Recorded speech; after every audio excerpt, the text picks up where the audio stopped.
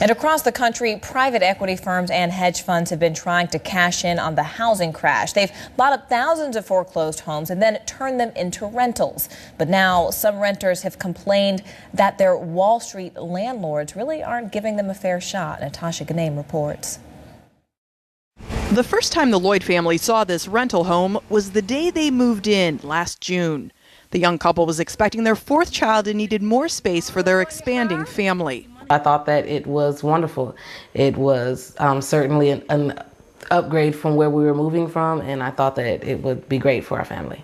But Tamika and Stephen Lloyd say renting this Kissimmee, Florida home almost cost them their lives.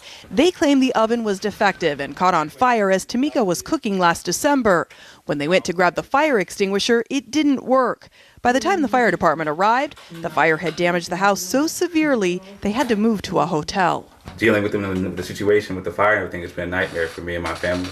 Like a growing number of Americans, they were renting from a private equity firm or hedge fund.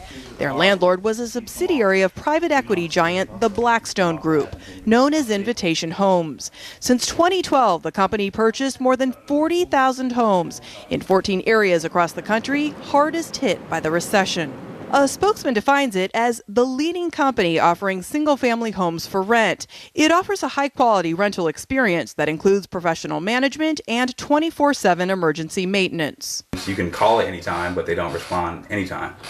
We discovered the Lloyds are not alone in their dissatisfaction with Invitation Homes. We tracked numerous tenant complaints of poor maintenance in Florida, Georgia, California, and Arizona. The company refused to answer our questions and asked why we didn't speak to their, quote, thousands of happy tenants. ShariOlefson is the director of a Fort Lauderdale think tank specializing in home ownership. She praises Wall Street for buying up foreclosed homes when no one else would.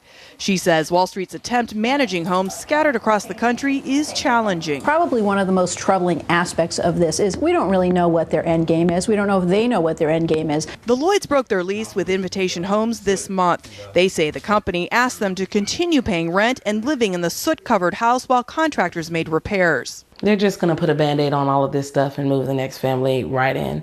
But the Lloyds say they won't get burned again. They're going to ensure their next landlord is a local, not Wall Street. Natasha Ganem, Kissimmee, Florida. The New York-based hedge fund Blackstone is now the nation's largest landlord. Banks, hedge funds, and private equity firms have snapped up some 200,000 family homes all across the country.